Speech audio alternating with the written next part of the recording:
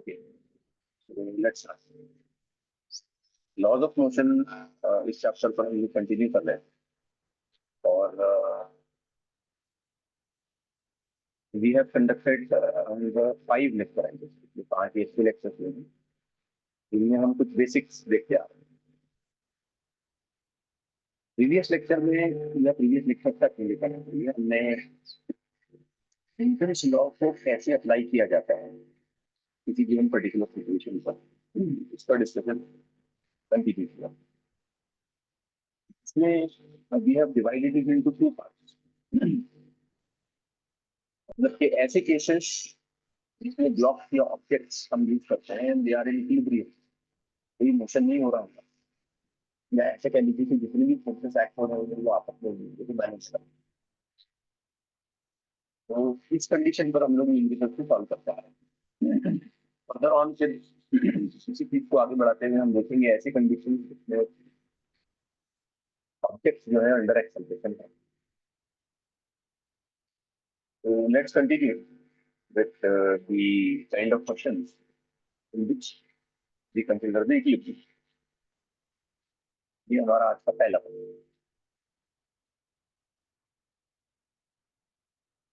In this question एक breaking strength हमको बताएगी स्प्रिंग की and it is being connected with the wall and block and the breaking strength is 175 newton. मतलब ये कि 175 Newton से फोर्स या टेंशन अगर स्प्रिंग में ज्यादा हो जाता है वो स्प्रिंग टूट जाएगी।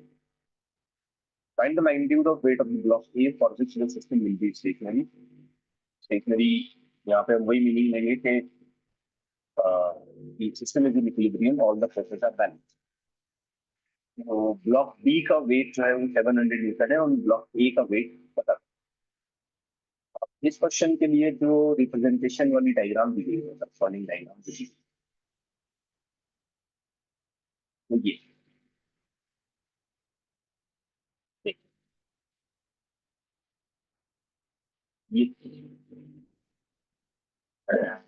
हो सकता है कि हम ब्लॉक ए के वेट को ऐसे नीचे की तरफ दिखाते हैं। मैं लिखता हूँ वेट ऑफ ब्लॉक। यहाँ ऊपर की तरफ मैं एक टेंशन बता दूँ, ऑफकोर्स इसकी ब्रेकिंग स्ट्रेंथ के हिसाब से यहाँ जो टेंशन आएगा और यहाँ जो टेंशन आएगा, इनफैक्ट वहां पे भी ऐसे दिखाया जा सकता है और यहाँ पे भी ऐसे दिखाया जा सकता है। इसकी भी स्ट्रेंथ ये होगा 175, क्योंकि यही स्प्रिंग ब्रेक होने वाली है। इसकी जो स्ट्रेंथ है वो मैक्सिमम लेवल पे हम ले जाते हैं। ठीक है, मैक्सिमम लेवल पे हम देखते हैं कि इसमें जो मैक्सिमम टेंशन पॉसिबली बनाया जा सकता है वो 175। अब रहा सवाल इस स्प्रिंग का, इसमें आने वाले फोर्सेस को आप कुछ ऐसे दिखा सकते हो या इसमें आने वाले टेंशन को कुछ नहीं दिखा सकते।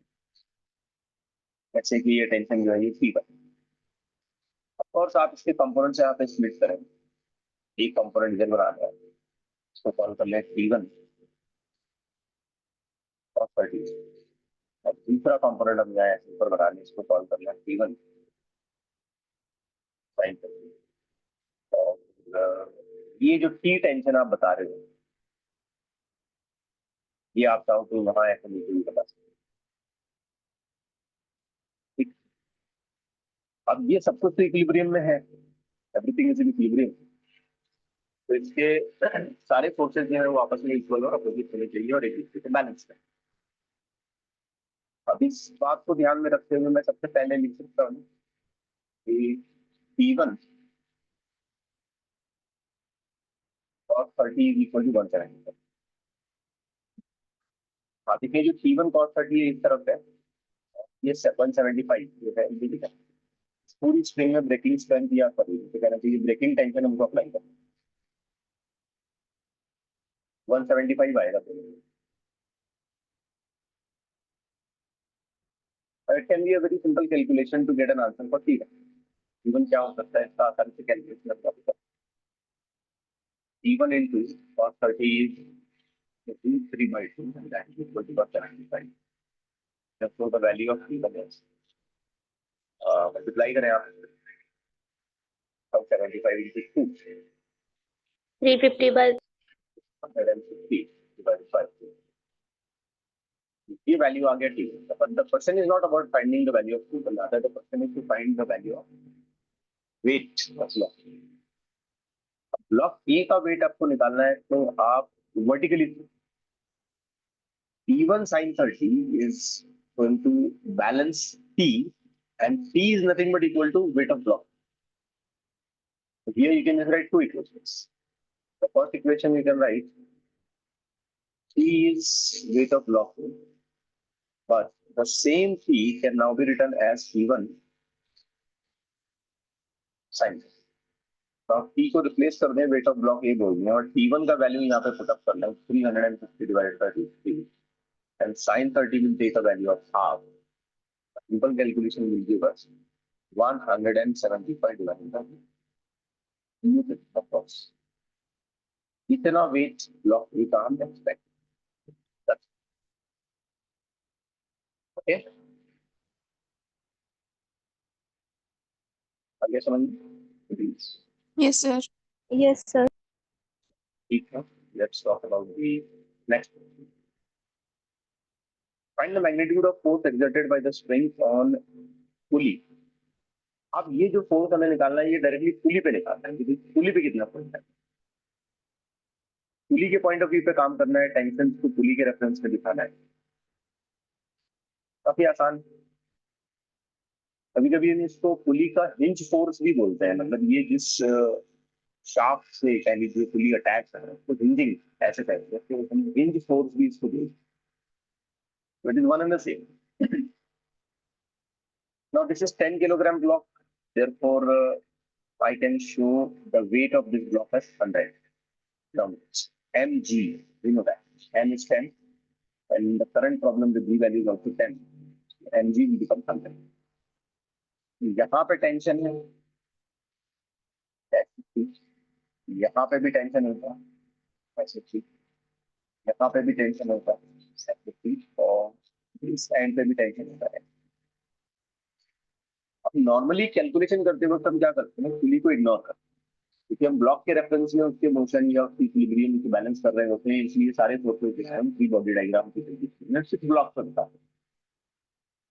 लेकिन ये सेम कैलकुलेशन पुली के लिए भी किया जाता है। So the first thing I can write tension T is equal to 100. Of course 100 G.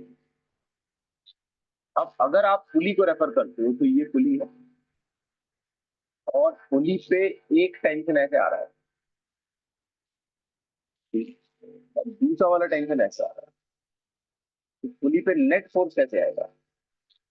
अगर आप पुली का नेट फोर्स निकालना चाहते हो तो just have to follow the parallelogram law. तो पुली पे नेट फोर्स निकालो, मैं इसको लिख देता हूँ F P, force on pulley. अब बात को समझे, यहाँ पे फोर्स ऑन पुली जब आप निकालोगे तो आपको एक वेक्टर एडिशन फॉर्मूला यहाँ पे अप्लाई करना होगा, that will be T square plus 2 times of pt, that means t square, and you can easily find the angle is 90 degree, because ये दोनों टेंशन जो पुली पे एक्ट हो रहे हैं, इसमें टेंशन आपस में एक दूसरे के साथ 90 डिग्री बना, 90, cos 90 is 0, so this whole factor will be 0, but force on pulley will work out as t square plus t square, 2 times of t square, which means root 2. Now value of T we have already sorted out, it is 100 Newton. Therefore force on pulley will become equal to 100 root 2 Newton. Right? Yes. Yes, sir. Okay. और question देखते हैं। ये वैसे देखने के भी देख के भी हमको समझ आ जाना चाहिए, 90 डिग्री पे है तो रूट 2 हो जाएगा, है ना? सोल्यूशन बनाने की भी जरूरत नहीं होनी चाहिए। हमारी जो प्रैक्टिस है वो इसलिए ज्यादा होनी चाहिए कि जो कॉमन नंबर्स हैं, कॉमन कैलकुलेशन है, उसके लिए हम लोग बिल्कुल ऑलवेज रेडी वाली सिचुएशन में रहना चाहिए। Do not need to get some calculations or formulas and all that. Be capable of writing just by observing, just by seeing the diagram. Let's move on to the next. So in this arrangement, shown in the figure, what would be the mass of block A? यहाँ block है. So that the system remains at rest.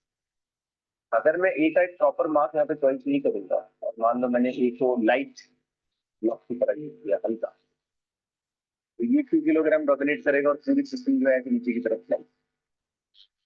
लेकिन अगर मैं A को heavy block की तरह use करता है तो ये स्प्रिंग नीचे आएगा, A ब्लॉक नीचे आएगा, तो ये पूरी सिस्टम ऐसे ऊपर निकलेगी. But in the current scenario, in the current situation, we want ये रेस्ट पे रहे, मोशन न करे. तो उसकी डायग्रामेटिक रिप्रेजेंटेशन अगर हम बनाते हैं, फ्री बॉडी डायग्राम करते हैं, यहाँ पे आना चाहिए m a into g. M a is mass of the block. से इस तरफ हम कह सकते हैं कि एक टेंशन डेवलप होगा और वो होगा T1. वही टेंशन यहाँ तक स्प्रिंग में आ जाएगा और ये वाला टेंशन हो जाएगा यहाँ पे T1. और यहाँ नीचे 2 किलोग्राम का ब्लॉक है. This will be equal to 20. यहाँ पे एक टेंशन आ जाएगा स्प्रिंग में, हम इसको लिख सकते हैं T2. और वही टेंशन स्प्रिंग में यहाँ पे भी दिखाया जा सकता है. ठीक. बात सिर्फ इतनी नहीं, अगर ये हॉरिजॉन्टल फ्लोर होता, हम ये चाहते कि ये मूव न करे, तो हमें ऐसे लिखना पड़ता T1 is equal to T2. अगर ये हॉरिजॉन्टल फ्लोर होता तो T1 is equal to T2, T2 is 20, therefore T1 is also 20, therefore mass of block A should also be 2 kilogram. But this is not the horizontal floor. Here it is making a certain angle of theta. So it's making a certain angle of theta. So this 2 kilogram weight will act vertically downwards, and it will also become equal to 10. Its possible component can be split here. यहाँ पे component बनेगा.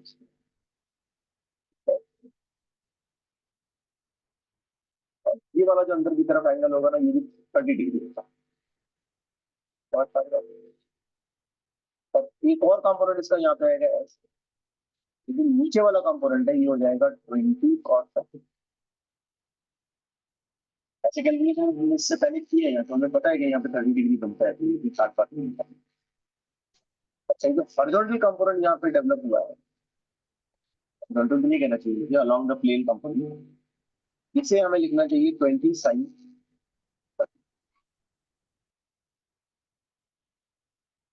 अगर आप सोचें कि अगर आप चाहते हैं कि ये ब्लॉक इक्विलिब्रियम में रहे, रेस्ट पे रहे, इनफैक्ट ये ब्लॉक अगर इक्विलिब्रियम में आ जाता है तो पूरी सिस्टम ही रेस्ट पे आ जाएगी, कोई मूव नहीं करेगा.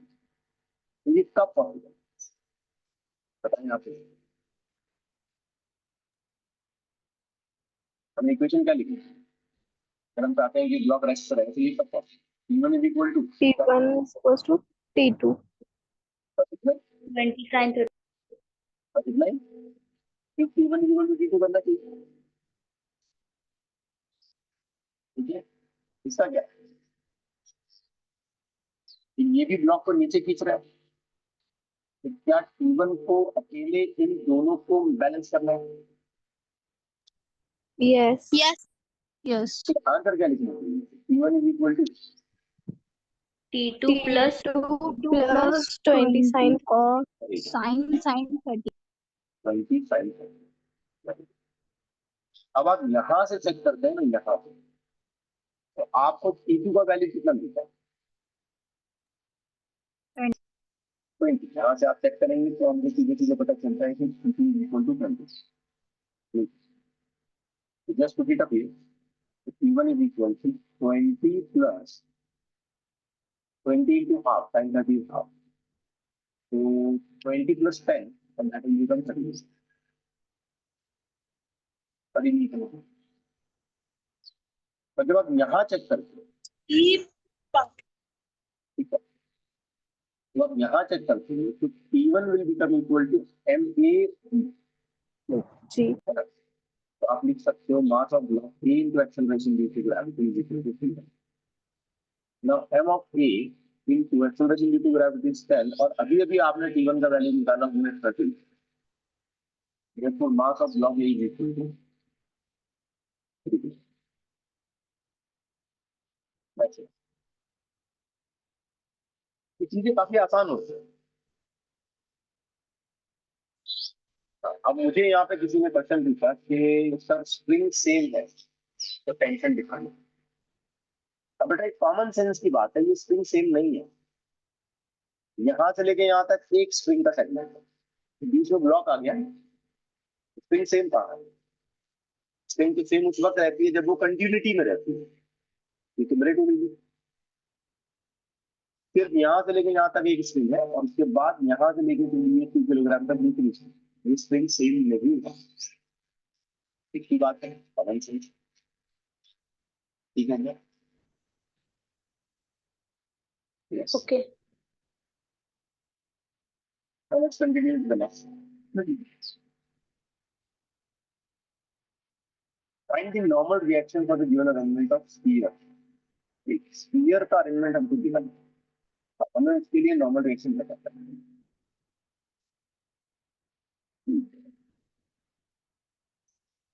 ज्यादा कॉम्प्लिकेटेड नहीं, बिल्कुल सिंपल सा आइडिया में।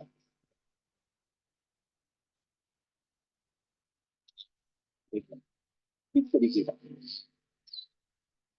अब तो कोई एंगल वगैरह तो दिया नहीं है, बस एक स्फीयर रख दिया है।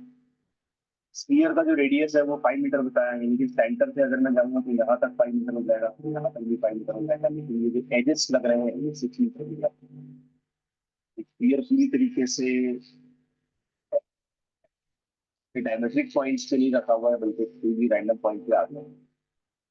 अब हमें निकालना है इसकी नॉर्मल। सबसे पहले तो मैं स्फीयर का सेंटर आइडेंटिफाई कर लेता हूँ, मुझे पता चलता है कि यहाँ का एक नॉर्मल रिएक्शन बनेगी ना, एक दफा एक नॉर्मल रिएक्शन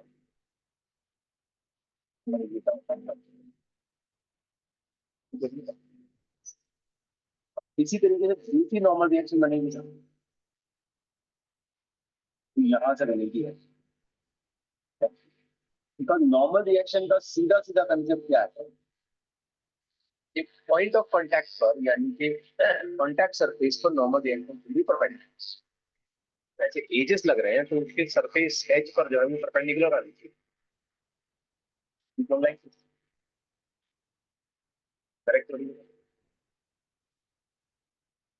अच्छा देखिए, इसका वेट, इस ऑब्जेक्ट का वेट मैं सीधे नीचे दिखा सकता हूँ, 5 किलोग्राम का है, वेट आएगा नीचे। अब जरा इस लाइन को ज्वाइन कर दें यहाँ से, तो आपका एंगल का काम पूरा होता है। और वैसे इस लाइन को भी ज्वाइन करता हूँ तो आपका एंगल का काम पूरा हो जाता है। नीचे 6 मीटर है तो हाफ हाफ हो गया। एग्जैक्टली हाफ इसलिए हुआ क्योंकि बराबर मैंने सेंटर से ऐसे लाइन निकाली, तो डेफिनेटली ये वाला पोर्शन कितना होगा, 3।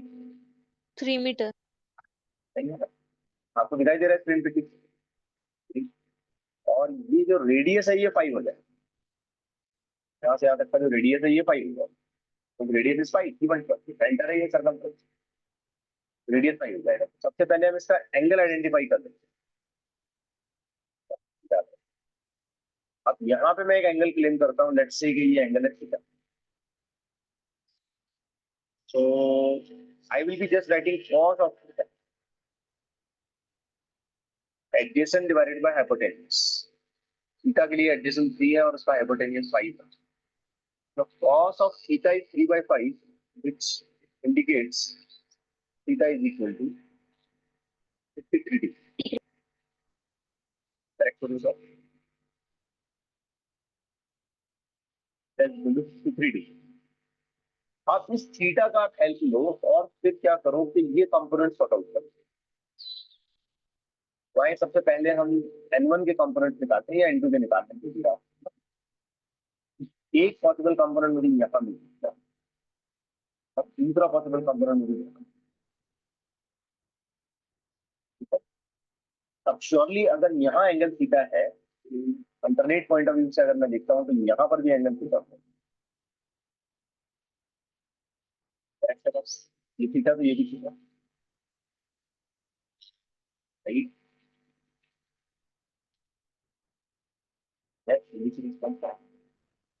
यस।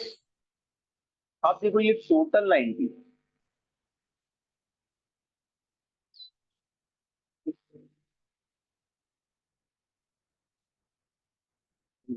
यस। अगर ये थीटा है, ये 90, यहाँ अंदर का मैं कैलकुलेशन कर सकता हूँ 90 माइनस थीटा, यानी कि अगर ये 53 है तो श्योरली ये अंदर 37 है, इसलिए यहाँ 37 है।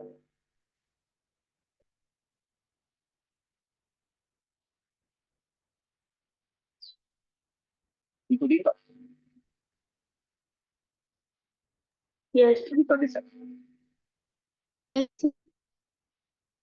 ये 37, उस हिसाब से ये कंपोनेंट हमारा बन गया N2 cos 37, और ये वाला बन गया N2 sin। Exactly same story यहाँ पे भी आएगी, एक्जैक्टली सेम। तो ऐसे दो कंपोनेंट्स यहाँ पे भी आपको करा देंगे, ठीक?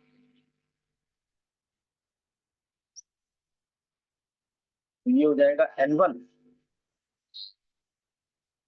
cos 37, और ये हो जाएगा N1 sin। अब इससे मुझे दो इक्वेशन लिखने का चांस मिलेगा। पहली इक्वेशन मैं लिखूंगा N1 cos 37 is equal to N2 cos 37। It simply means N1 is equal to N2 is equal to, just give a normal number N। N1 N2 equal हो जाएंगे, क्योंकि स्फीयर जो है ये सिमेट्रिकली रखा गया है। हाँ, अगर ये सिमेट्रिकली न होता, बैलेंस न रहता है इस तरीके से, अनसिमेट्रिकली रखा जाता, अलग अलग एंगल्स बनते, N1 N2 की कोई और वैल्यू था। अच्छा, इसमें सेकंड बात क्या है, तो आप इसको वर्टिकली रेफर करें, वर्टिकली। जब आप इसको वर्टिकली रेफर करोगे तो आपको लिखना होगा N1 sin 37 plus plus N2 sin 37 is equal to 50।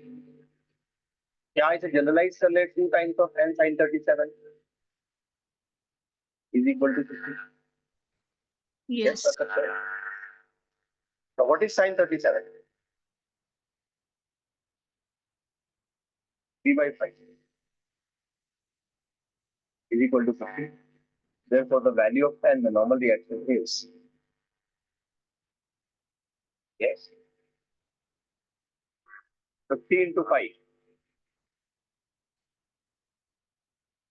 into 50 divided by 6. Ye iska formula है। And we divide it, then give it. अभी वेक्टोरियल रिप्रेजेंटेशन समझ में आ गया आपको, खास करके एंगल बनता है।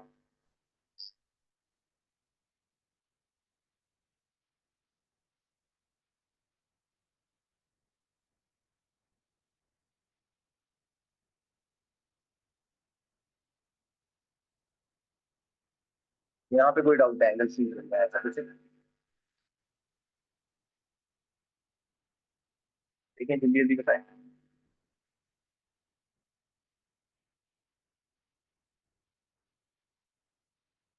Yes.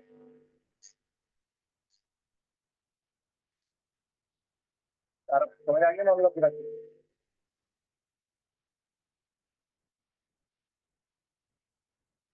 Yes sir. अगर किसी को डाउट है तो आप बिल्कुल बेझिझक बोल सकते हैं, ऐसे हेजिटेट मत करो कि मुझे रिकॉर्ड करना होगा या क्या। जो भी डाउट है आप प्लीज, सकता है डाउट आ जाएगी। कोई भी एक वैल्यू दिया, एंगल समझना है, क्या मैंने कोई इधर उधर गलती कर दी, फिर आप ऐसे डाउट करेक्ट है।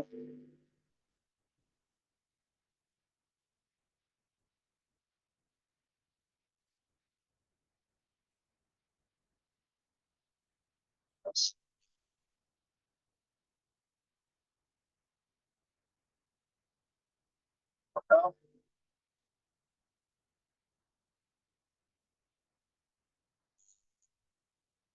क्वेश्चन है।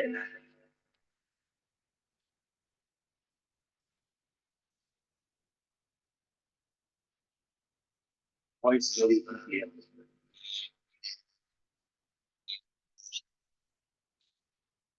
चले ठीक है।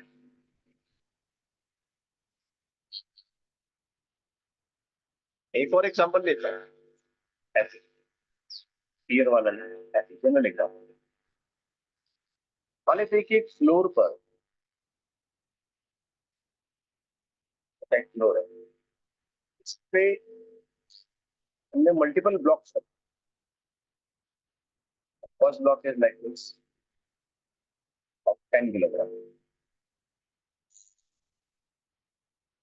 The second block is a little smaller, 4 kilogram. And third block is for the block.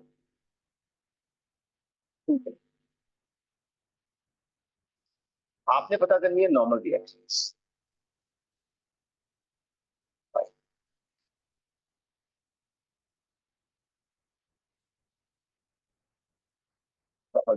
हर एक के लिए आपने नॉर्मल रिएक्शन पता करनी। बड़ा आसान है,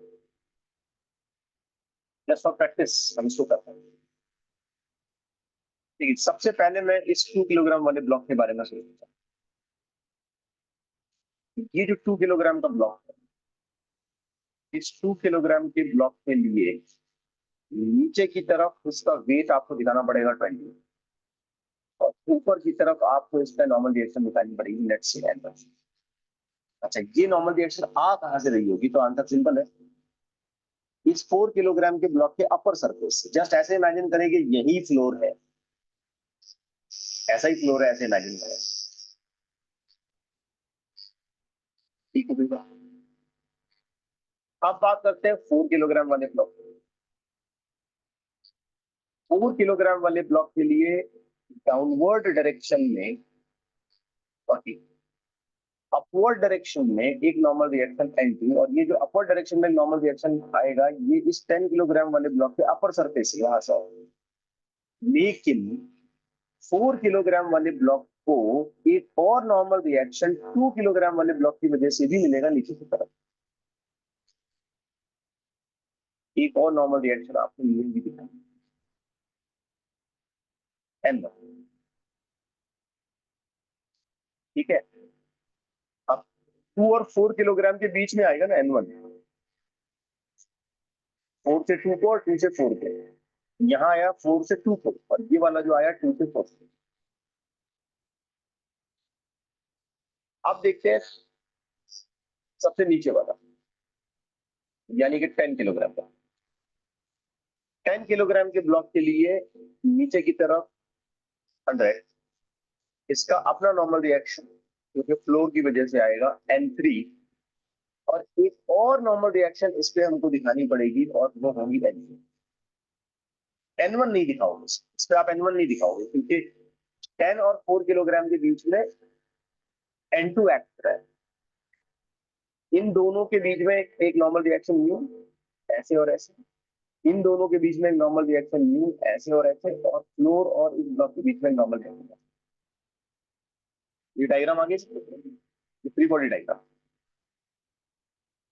अब बिल्कुल हल्के फुल्के कैलकुलेशन से हमको चीजें समझ में आ जाएंगी। N1 is equal to 20। यहाँ पे इक्वेशन अगर मैं बनाता हूं तो सारे डाउनवर्ड फोर्स अपनी जगह पे एक तरफ कर लो, तो यहाँ की इक्वेशन बनेगी N2 is equal to N1 plus 40, और यहाँ की इक्वेशन अगर मैं बनाता हूँ तो N3 is equal to N2 plus 100। पहला आंसर तो क्लियर हो गया। अब ये 20 वैल्यू जो है आपने N1 की जगह पे रखी, आपको N2 का आंसर मिलेगा 20 plus 40, N2 is equal to 60, और ये N2 का वैल्यू आप यहाँ पे लाके रखते हो थर्ड इक्वेशन में, तो 60 प्लस 100, तो आपको N3 का आंसर मिल जाएगा 25। अब ये बिल्कुल लॉजिकल भी है अगर आप सोचें, जस्ट इमेजिन करो कि 10 किलोग्राम के ब्लॉक के लिए फ्लोर पर टोटल वेट नीचे कितना पड़ रहा है। 2 + 4 + 10 सब मिला के फ्लोर पे गिर रहे हैं। 2 + 10 + 4 = 16। सब मिला के नीचे अगर 160 का वेट पड़ रहा है तो जारी बात है नॉर्मल रिएक्शन में ऊपर की तरफ 160 का। अब इस 4 किलोग्राम की वजह से नीचे टोटल वेट कितना पड़ रहा है, तो 4 प्लस इसके ऊपर का 2 यानी कि 60, इसलिए ऊपर की तरफ नॉर्मल रिएक्शन भी 60 आएगी। और 2 किलोग्राम के लिए नीचे की तरफ वेट पड़ रहा है 20, इसलिए इसका नॉर्मल रिएक्शन भी 20 है। लॉजिकल है, लेकिन मैथमेटिकली अगर हम इसको डायग्रामेटिक बेसिस पे यूज से प्रूव करना चाहें तो आराम से आ गया था। Please Yes, sir. Yes, sir. थोड़ा और आगे जाओ। ठीक से समझते हैं कल। A ball weighs 20 Newton, rests on 2 inclined planes as in the figure, find the normal. यहाँ पर ये सिमेट्रिकली नहीं है। इससे पहले वाले क्वेश्चन में मैंने सिमेट्री की थी, यहाँ सिमेट्री की थी, थोड़ा सा रैंडम है। अब इसका नॉर्मल रिएक्शन बताना है। इसका वेट तो बता दिया इसने 20,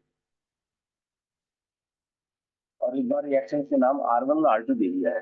कोई घबराने वाली बात नहीं है, दूसरे कैलकुलेशन कंटिन्यू कर लें आप। ये जो नॉर्मल रिएक्शन इस तरफ जाएगी ना, इस तरफ, ये R1 है। क्या कहते हो बेटा? Yes. और फिर ये इस तरफ जो नॉर्मल रिएक्शन जाएगी इधर, ये हो जाएगी R2. R। और वेट तो वैसे ही उसने डायग्राम में बता दिया W। और जब कैलकुलेशन पूरा करेंगे तो याद रखना है कि वेट का वैल्यू हमें कितना लेना है, 20। अब बस प्रॉपर तरीके से हमको एंगल समझना है। एंगल समझ आ गया, बात खत्म। Will be done with the calculation. सबसे पहले क्या करते हैं कि R1 को स्प्लिट करते हैं उसके कंपोनेंट। तो हमारा क्लेम होगा कि एक कंपोनेंट इस तरफ जाएगा और एक ही तरफ। अब हमें पता करना है एंगल। अब देखो इसका इंक्लिनेशन जो है 30 डिग्री है। 30 डिग्री इसका इंक्लिनेशन है प्लेन। तो यहां पे 30 डिग्री है।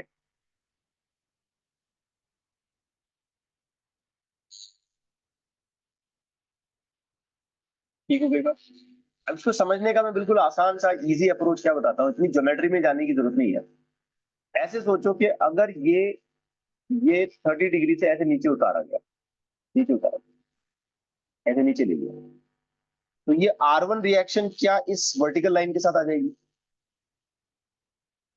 Yes, sir. Yes. है ना, ये R1 इसके साथ आ जाएगी। क्योंकि ये जैसे जैसे नीचे उतरेगा ना, वैसे वैसे ये R1 भी इधर इधर शिफ्ट होता जाएगा। ठीक हो रही है बात? Yes, sir. तो मैं इसको जितना ऊपर उठाता हूं R1 भी वर्टिकल से उतना ही नीचे झुकेगा। तो मैंने इसको 30 डिग्री उठाया, इसका मतलब R1 भी ऐसे 30 डिग्री साइड में झुकना चाहिए। करेक्ट हो गई बात? Yes. ये वाला कंपोनेंट हो गया अपना R1 और 30, और इधर वाला कंपोनेंट हो गया R1 sin। अब वैसे ही इस R2 को स्प्लिट करते हैं, तो R2 एक कंपोनेंट इधर एक्सपेक्टेड है और दूसरा कंपोनेंट इधर एक्सपेक्टेड है, और श्योरली ये एंगल 60 डिग्री होगा। अब इसमें कोई कंफ्यूजन ना करें। इस प्लेन को नीचे उतारें तो ये जो नॉर्मल है ये भी सीधा होते होते होते होते ऐसा हो जाएगा। करेक्ट हो गई बात? Yes, sir. Yes, sir. जरा कंपोनेंट्स के नाम बताएं मुझे। इस तरफ क्या बनेगा? R2 R2 cos 60. और 60, और इस तरफ बनेगा R2 R2 sin sin 60। अब यहाँ पे आपने ये बात भूली नहीं है कि ये जो है ना नीचे की तरफ ये बेस है। अब ये स्फीयर एक रेस्ट वाली पोजीशन में है, ये हिल डुल नहीं रहा है, everything is just fixed, equilibrium में आ चुका है। तो ये इक्विलिब्रियम में कब जाएगा? जब इसके राइट और लेफ्ट और अप और डाउन एक्स वाई कंपोनेंट्स में सारे फोर्सेस एक दूसरे को बैलेंस कर रहे हैं, ये काट रहे हैं, ये कैंसिल कर रहे हैं। We may have the first possibility of equation as R2 sin 60 is equal to Is equals to R1 R1 sin sin 30. 30. Now sin 60 is root 3 by 2 and sin 30 is just half. ये 2 cancel हो गया यहाँ से और हमें relation मिला root 3 times of R2 is equal to R1। ये पहली इक्वेशन है, इनफैक्ट आप कह सकते हो पहली रिलेशन। अब इसी तरीके से वर्टिकली सोचते हैं, वर्टिकली। तो वर्टिकली हमारे पास ऑप्शन है कि हम लिखें R1 cos 30 plus R2 cos 60 is equal to total weight जो हमको गिवन है 20, vertical total weight W and that is 20। अब आप R1 चाहें तो हटा दें, यहाँ से R1 हटा दें। R1 हटा के उसकी जगह लिखें रूट 3R2 cos 30 के लिए आप लिखें रूट 3 बाई 2 प्लस फिर एक बार R2 और cos 60 के लिए आप लिखते हैं हाफ इज इक्वल टू 20। अब देखिए ये रूट थ्री तो मल्टीप्लाई हो जाएगा, तो ये हो जाएगा 3R2, 3R2। ये रूट 3 और ये रूट 3 मल्टीप्लाई हो गया और ये हो गया 3R2। ये बाई 2 का बाद में समझते हैं, प्लस प्लस R2 और दोनों में कॉमन है 2 is equal to 20। 4R2 by 2 is equal to 20, which gives me R2 is equal to 10. Yes, done. Now, if R2 is 10, then R1 we have already claimed as root 3 times of R2. Therefore, R1 is equal to 10 root 3. Correct? Yes, sir.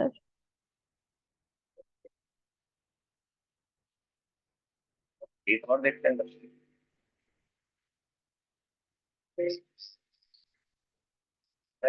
तेज तो नहीं जा रहा, मतलब वैसे मैं बहुत slow चल रहा हूँ, डजन नो आपको समझ में। अच्छा, ये जो एंगल जज करने का तरीका है ना, इधर 60 है तो इधर 60 आएगा, इधर 30 है तो इधर 30 आएगा, ये आप यहाँ पे भी लगा सकते हो, जल्दी समझ आएगा।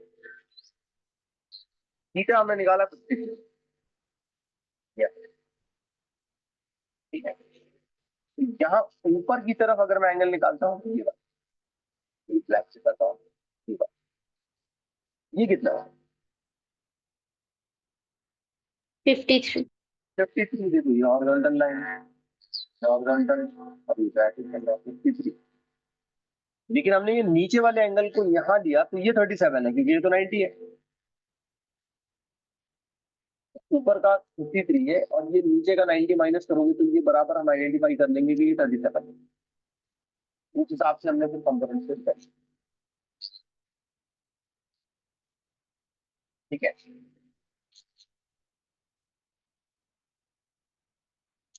आई होप समझ पा रहे हैं। Yes, sir. में हमें 2 different masses of provide, masses of provide,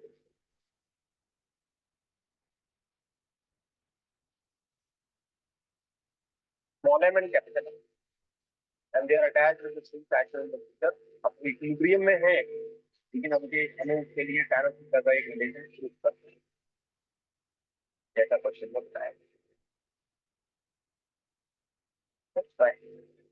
अब तक आपको समझ आ गया होगा कि हर बार हम तरीके के प्रॉब्लम्स चाहे कितने भी कॉम्प्लिकेटेड हमको अपने हम एक ही काम कर रहे होते हैं, सारे पॉसिबल कंपोनेंट्स आइडेंटिफाई करके बस ज्यादा नहीं। अब आए देखिए यहाँ सबसे पहले तो मैं कहूंगा कि ये जो ब्लॉक है या स्पीयर, इसका वेट डाउनवर्ड डायरेक्शन में आ जाएगा।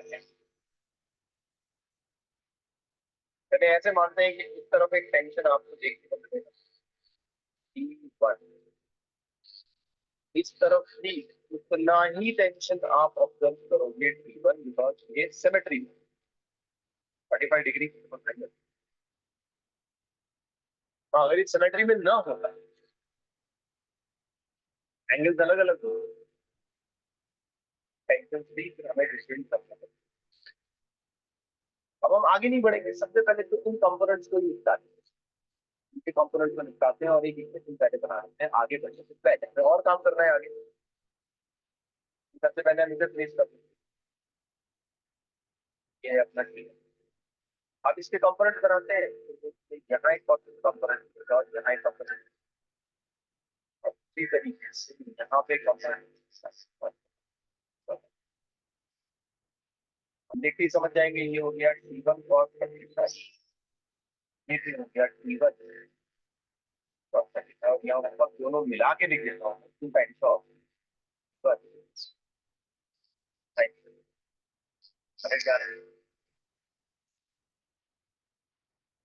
Yes, sir.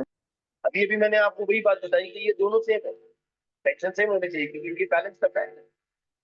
अब तो एक तरफ 45 होता, दूसरी तरफ 53 होता, या कोई और एंगल होता, तो क्या हम इन्हें इक्वल बोल सकते? नहीं बोल सकते। हमको एक तरफ टेंशन इवन क्लेम करना होता है, दूसरी तरफ। अब ठीक है, ये T1 cos 45, T1 cos 45 तो आपस में कैंसिल करें, वर्टिकली इक्वेशन क्या बनती 2T1 sin 45. Sine 45 is equals to mg. T1 sin of 45 m। थोड़ा बहुत सॉल्व कर सकते हैं, sin 45 बनता है, कैलकुलेट कर सकते हैं।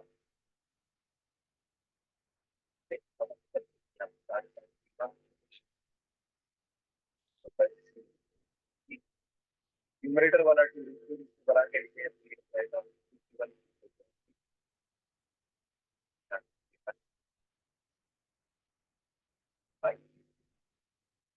बाकी इस ब्लॉक का मामला खड़ा है। अब ये जो T1 है, T1 इधर भी तो होगा, ये जो स्ट्रिंग है ये आगे जाके यहाँ तक खींचे, हर एंड पर टेंशन उठाया जाता है। जो T1 है आपको इसे यहाँ भी दिखाना होगा, यहाँ भी होगा। अब T1 के साथ साथ यहाँ पे एक और चीज होगी, ये ऐसे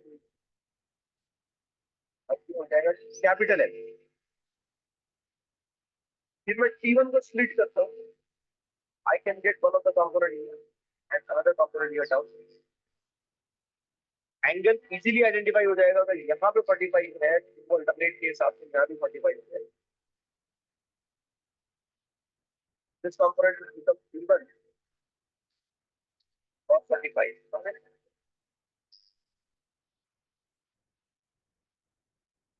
this component will become T1 right. चलो देखिए,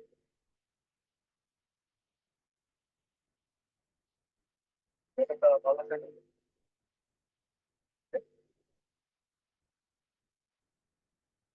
क्या क्लियर होगी बात? Yes, sir. आप बचता है ये छोटा सा सेगमेंट होगा। अब ये जो छोटा सा सेगमेंट है ना, ये किसी स्ट्रिंग की कंटिन्यूएशन में नहीं है, या फिर बीच में के मास है, ये नया सेगमेंट है, अपना एंगल भी कुछ और है। यहाँ पे पूरी तरीके से डिफरेंट टेंशन क्रिएट कंप्लीटली। आप ये कहोगे कि यहाँ जो टेंशन आ रहा है तो T2. आप नाम दे सकते हैं, और इसे भी आप स्प्लिट करा दो दो पार्ट में, और एक ऐसे इधर वाला पार्ट जो है उसका एंगल तो थीटा है, वो एंगल कितना है हमें पता नहीं है, आप इसको लिखेंगे T2 और थीटा, और ये ऊपर की तरफ जा रहा है इसको नाउ यू बैलेंस, बैलेंस इसको बैलेंस जब आप इसको बैलेंस करो, इसके लिए कौन कौन सी पॉसिबल कंपोनेंट्स आप लिख पाओ? सबसे पहली जो पॉसिबिलिटी है आपको इसके लिए वो है T2 cos theta is equal to T1 cos theta.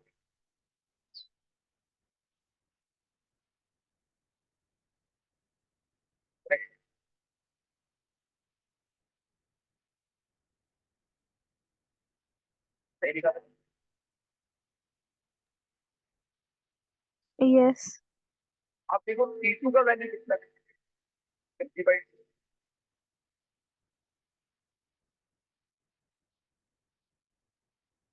mg by और cos 45t 1/√3 होता है। तो हमें आंसर मिलता है T2 cos of theta is equal to mg by 2।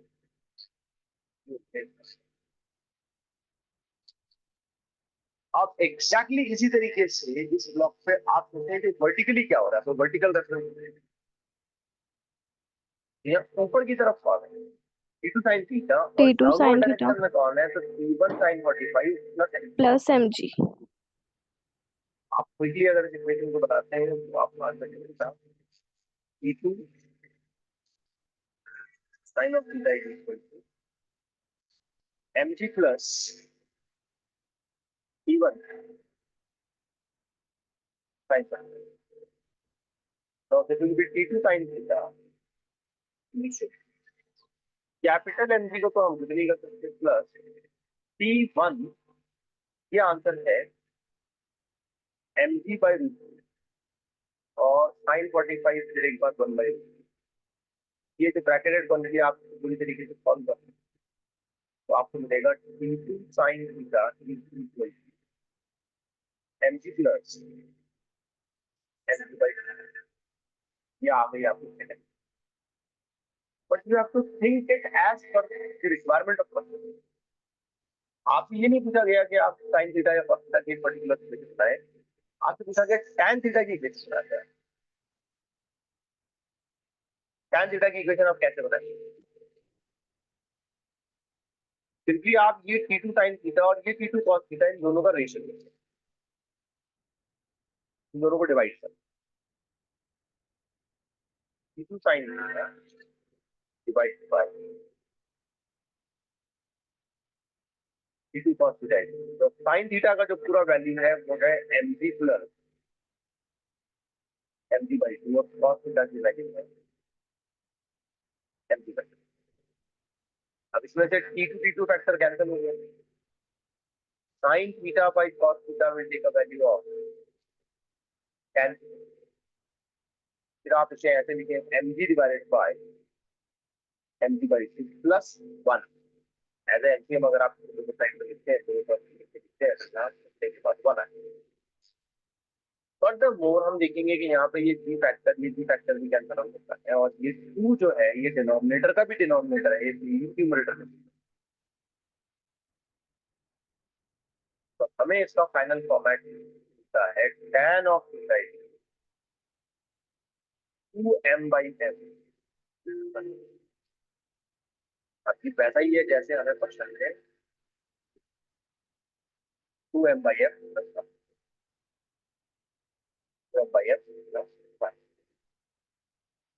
ये होगा।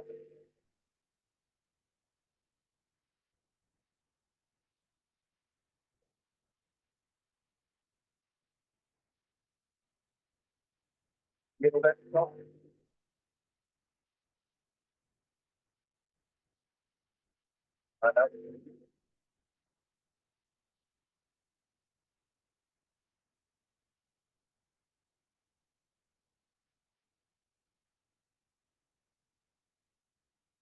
आवाज नहीं आ रही है? Yes sir, clear नहीं है। ये नहीं। पता नहीं शायद नेटवर्क। तो आप रिकॉर्डिंग से एक बार देख लें आज सेक्शन का ये आप देख सकते हैं। A man of 50 kilogram is standing on a plane of mass 30 kilogram। मतलब टोटल असेंबली का मास कितना हो गया? 80 kilogram. When he pulls a light rope, it passes over a pulley, the other end of the rope is attached to the frame. For the system to be in equilibrium, what force must the man exert on the rope?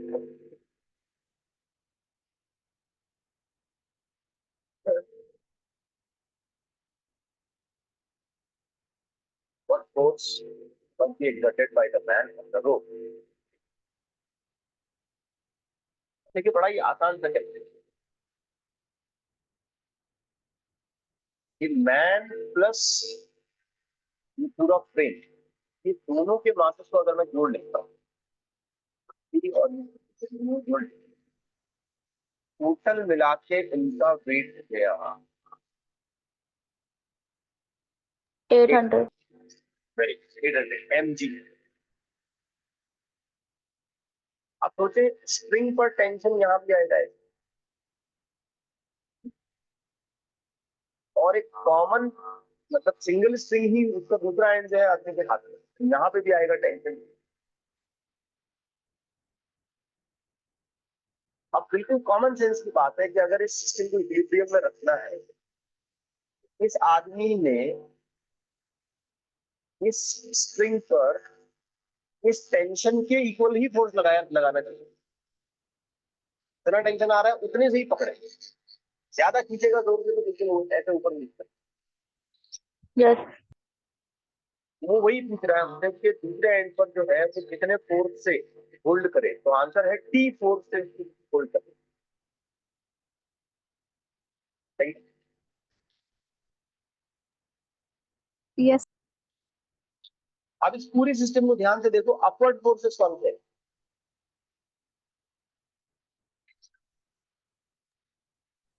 T plus T. Upward ये भी T दोनों upward है, और downward कौन सा? 800. 800. खत्म। तो answer आया 2t is equal to 800। t is equal to 400. 400. कितना फोर्स आपने लगाना है रोप पे, आदमी ने रोप पे लगाना है ताकि अब ये फायदे का तो है, फायदा है तो अगर ये आदमी खुद अकेला भी लटकता तो उसको 500 लगाना पड़ता तो, है कि नहीं? Yes. ऐसी रस्सी पे अकेला लटकता था तो 500 लगाना था। तो पूरा एक लिफ्ट बनाया है यहाँ, लिफ्ट बनाने के बाद भी उसको 400 ही लगाना पड़ता है। समझे आप बात? लिफ्ट बनाने के बाद भी 400 ही लगाना पड़ता है।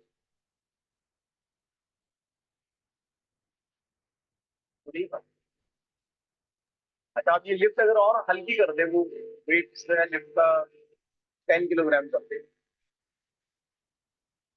यहाँ पे 50 प्लस 10 हो जाएगा, 600 होगा। 600 के हिसाब से 15 को नहीं पड़ता आता है, काफी फर्क है। जैसे जैसे हम आगे बढ़ेंगे और अलग क्वेश्चन आएंगे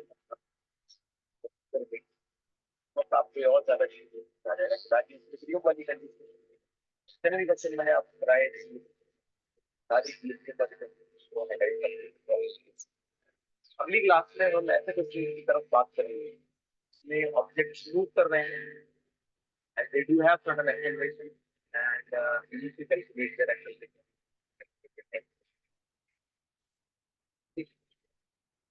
I think due to some technical issues, voice cut रहा होगा, break हो रहा होगा. Hopefully you will be getting the recording technically. वहाँ पे आप उसकी recording देख technically कर नहीं सकते, तो आप recording देख लो, जो तक आपके यहाँ पर consider लगे दूसरा प्रोसेस लेना देख सकते हैं। ठीक है।